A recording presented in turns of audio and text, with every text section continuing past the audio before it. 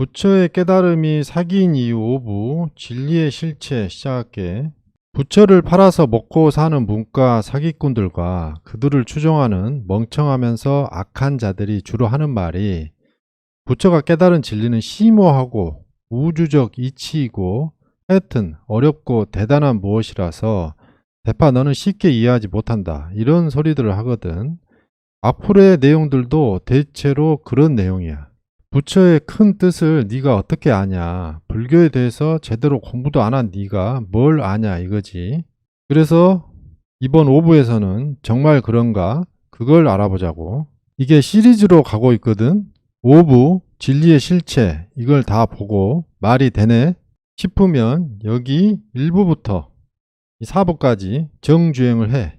일단 진리란 무엇인지 그 뜻을 정리하고 가자.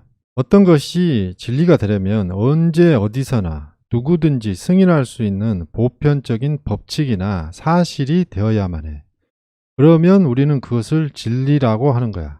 정리하면 시간과 공간의 변동에 영향을 받지 않아야 하고 주체와 객체 모두를 만족시켜야 진리가 되는 거지. 또 그 다음에 알아야 될 뜻은 철학이라는 말이야. 지금은 대학에서 철학가 이러면서 문과에서 전용으로 쓰고 있는데 철학에서 이 철자는 밝다, 알다, 슬기롭다 라는 뜻이야. 그래서 전에는 몰랐던 것을 밝혀서 알게 해주고 그래서 우리를 슬기롭게 만들어주는 학문은 모두 철학인 거지. 그래서 철학의 본래 뜻은 자연과 인간에 대한 근본 원리와 본질 따위를 연구하는 학문이란 뜻이야. 이 철학의 범위에 인간뿐만 아니라 여기 자연이 들어간다는 것을 잘 봐야 돼.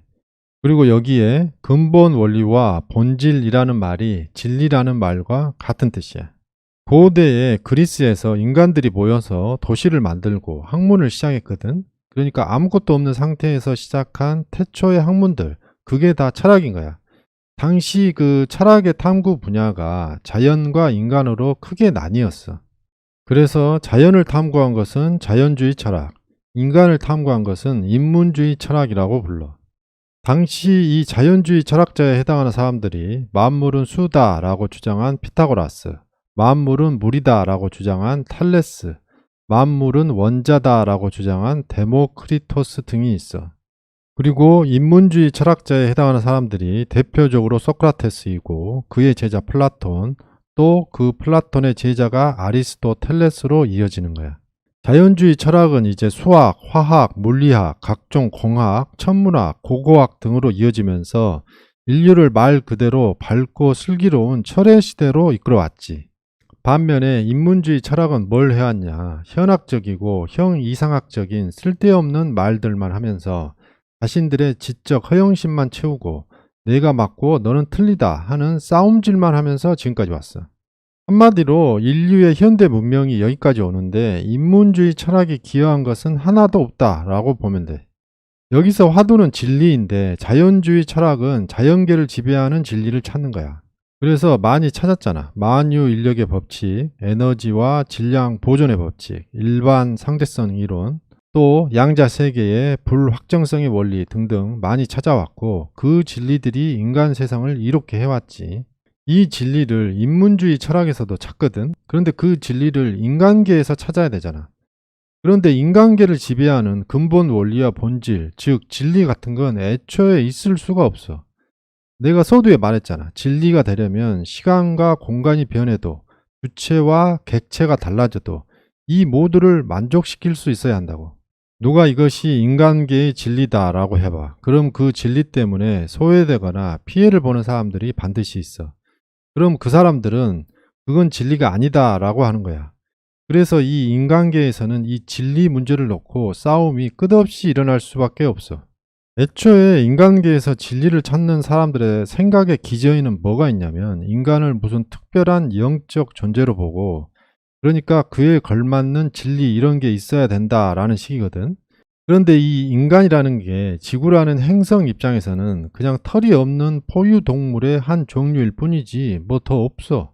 때문에 소크라테스도 인간계의 진리를 찾겠다고 평생을 바쳤지만 끝내 못 찾고 죽었어.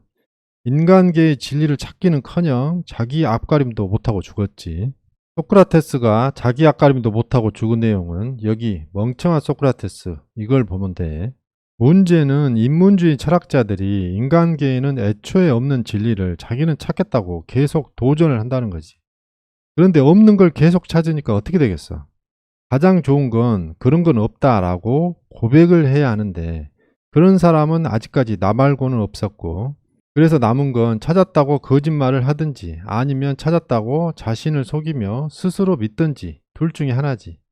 하여튼 한 사람은 적극적 사기꾼이고 다른 한 사람은 소극적 사기꾼인데 세상에 끼치는 해악의 결과만 놓고 보면 둘 다 사기꾼인 건 똑같아. 구별할 필요가 없는데 부처는 소극적에 해당이 되겠지.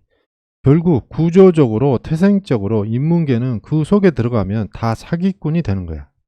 자연계에서 진리는 실험과 증명으로 판가름이 나거든. 천하의 아인슈타인도 양자세계의 불확정성의 원리는 죽을 때까지 거부했지만 그런 그도 실험과 증명 앞에서는 자기 주장을 접는 거야. 때문에 자연계에서는 서로 자기 말이 맞다고 싸우다가도 진리가 확정된 다음에는 그걸 수용하는 문화가 있어서 구조적으로 사기꾼들이 설 자리가 없어. 그런데 인문계는 누가 이것이 진리다 해도 그걸 증명할 방법이 없는 거야. 그냥 인기를 얻고 세를 불리면 그게 진리가 되는 거지. 거기다가 애초에 그 진리의 검증을 못하도록 그게 매우 어렵고 심오하다고 하고 감히 이해하려는 시도조차도 못하게 하는 벽까지 쳐버려. 결국 진리란 무엇인가 라는 질문에 하는 대답이라곤 평생을 두고 공부해야 하는 복잡하고 어려운 것이다 라는 개소리뿐이야. 왜냐하면 그 진리가 무엇이냐 하는 물음에 구체적으로 대답을 하는 순간 그게 매우 허접한 것이라는 게 드러나 버리거든. 그래서 너희들이 기억할 것은 이거야. 인문계에서 누가 화려한 말빨로 진리를 팔면 그 진리에서 나오는 아웃풋이 뭐냐 하고 물으면 돼. 그렇게 정리하면 내 영상에 악플 다는 사람들이 그렇게 떠받드는 부처의 진리, 그래 대단하고 어렵고 내가 감히 이해하지 못하는 것이라는 것을 인정하자. 그럼 그 부처 진리의 아웃풋이 뭐가 있냐? 대머리 백수들을 대량 생산한 것 외에 다른 아웃풋이 나는 생각이 안 나니까 나보다 똑똑한 너희들이 내가 알지 못하는 그 아웃풋을 알려주라. 내가 서두에 철학의 진짜 뜻을 말했잖아. 그런데 이걸로는 좀 부족해. 이 철학이 자연주의 철학, 자연계, 수학, 화학, 물리학, 각종 공학, 천문학, 고고학 등등이고, 인문주의 철학, 인문계, 수사학, 심리학, 역사학, 정치학, 언론학, 종교학 등등인데 여기서 수사학은 경찰 수사 그게 아니야. 하여튼 나는 여기에 예술주의 철학을 더 추가해야 한다고 생각해. 그래서 예술주의 철학, 예술계, 음악, 미술, 춤, 영화, 드라마, 뮤지컬, 연극, 건축, 조경 등등이 이 예술계로 분류되어야 한다고 생각하고, 너희들이 보기에 어디서 갑자기 튀어나왔는지 모르겠는 이 대파는 예술계 사람이다 이렇게 이해해라. 그래서 내가 예술계 사람이라는 것을 증명하기 위해서 뮤직비디오 하나 올렸어. 이거 보면 돼. 그냥 단순한 뮤비가 아니라 여기에도 다 메시지가 있으니까 그게 무엇인지 아는 사람은 댓글로 써봐. 정리하자면 진리는 자연계에만 있다. 인문계에서는 진리 찾지 마라. 그런 거 없다. 있다고 말하는 사람은 사기꾼이다 이거고, 그럼 인문학 다 없어지라는 거냐? 그건 아니고 인문계에서 앞으로 할 일은 참과 거짓, 즉 진위를 구별하는 능력을 기르면 돼. 그리고 예술계에서는 아름다움과 착함을 지금처럼 추구하면 된다. 자연계랑 예술계는 잘하고 있어. 인문계가 문제야. 그러니까 자연계랑 예술계는 원래대로 진리 탐구, 미선 추구하면 되고, 인문계는 진위 구별 이쪽으로 가야 한다고. 보통 진선미 이러면서 착함을 아름다움보다 우선시하는 것은 유교 도덕충들이 만든 규칙인데 나는 진미선이 맞다고 봐. 너희들은 착하면 다 좋을 것 같지? 그런데 착하기는 한데 멍청하면 그게 악한 것만큼 나쁜 결과를 가져오는 경우가 매우 많아. 그래서 이 부분에서 내가 착함과 관련해서 명언 2개 남길게. 아름다운 것이 곧 착한 것이다. 또 하나는 착하고 멍청한 사람이 힘을 가지면 위험하다. 개그맨 이경규가 그랬잖아. 무식한 사람이 신념을 가지면 위험하다고. 같은 뜻이야. 그리고 이 부처까기가 내 본업이 아니야. 내 본업은 반말 사상가, 반말 망상가지. 그게 뭐냐? 궁금한 사람은 여기 재생 목록, 대파 반말 사상 모음 이걸 보면 돼. 이걸 다 언제 보냐? 나는 바쁘다 하는 사람은 이 중에서 딱 하나만 골라줄게. 존댓말이 우리 민족에게 저주인 이유. 이거를 봐. 왜 부처만 까냐? 예수도 까라. 그런데 내가 뭐 특별히 부처를 미워하고 불교를 싫어하고 뭐 그런 거 없어. 기독교를 포함해서 모든 종교는 다 사기가 맞아. 그런데 기독교 교리는 너무 단순 무식해서 내가 다룰 게 없어. 예수만 믿으면 모든 문제 해결, 구원받고 천국감 끝이잖아. 이걸 뭐 어떻게 다뤄야 돼? 내가 하기에는 좀 격이 떨어지니까 이건 너희들끼리 해. 지금 청년들이 희망을 잃고 그래서 자살률이 높고 우리 사회에 문제가 많다는 건 다 알잖아. 그런데 그걸 알면서도 다들 방치하고 있지. 이런 상황은 시내 한복판에 무기의 원료가 되는 질산 암모늄 2750톤을 6년 동안 방치하다가 한순간에 폭발해서 이재민 30만 명, 사상자 6천 명을 내고 국가 경제는 마비되어서 도시 전체가 지금 정전지옥, 물가지옥이 되어버린 레바논의 상황과 다를 게 없어.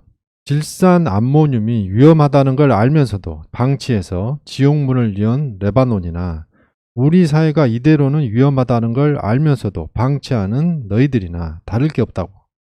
때문에 나는 우리 사회 문제를 해결하는데 그 방안으로 우리 선조들이 일으켜왔던 경제산업화, 정치 민주화, 그 다음에 우리 세대에서 해야 될 숙제로 문화 선진화, 즉 인문 패러다임의 전환을 제시하는 거야. 그리고 그 중심에 반말로 글로 토론하는 시스템이 있는 거고, 나는 반말로 글로 토론하는 시스템이 가능하다는 걸 이미 증명했어. 어떻게 증명했는지 궁금하면 이걸 보면 돼. 여러 개가 있는데 하나만 볼 거면 매춘 합법화 찬반 토론 진행 영상 2부 이걸 봐. 대파 토론은 방청객들이 토론에 직접 참여하고 논객들은 3대3 경쟁 토론을 하는 방식인데 지금 있는 스튜디오는 좁아서 그건 아직 못했고 이것들은 샘플 수준에서 이렇게 토론이 가능하고 또 이렇게 해야 한다는 것을 보여주는 것이라고 보면 돼. 그래서 이것들은 3대3 토론 축소 모델로서 1대1 토론 방식인데 너희들 입문 수준이 떨어져서 내가 여기서 도와주는 방식으로 진행한 거야. 여기까지 보고 좋아요 누를 사람은 꼭 구독도 눌러줘라. 내가 반말을 하듯이 너희도 나에게 반말을 해. 그런 반말 소통과 구독이 모여야 세상이 바뀐다. 그런데 너희들이 생각하는 그 반말과 내가 생각하는 그 반말이 약간 다르거든. 그건 다음에 자세히 말할 텐데 지금은 이거 고릴라 쇼트 영상 보고 뭐가 다를지 생각들을 좀 해봐. 자, 이번 영상의 결론을 너희들 수준에서 느낌 바로 오게 정리해 줄게. 각 철학별 해야 할 역할의 정리가 이건데 인문계에도 진리가 있다 치자. 그런데 그게 평생을 공부해도 알기가 어렵다며. 그럼 아예 시작을 하지 마. 가능성 없는 일에 뭐하러 매달리냐. 그거 알아보겠다고 정신 파는 동안 네가 참과 거짓을 알아보지 못해서 그러니까 사기를 당해서 많은 재산을 날렸어. 그럼 네 인생에서 너의 생명과 행복을 지켜주는 게 진리 탐구 능력이냐, 지인이 구별 능력이냐.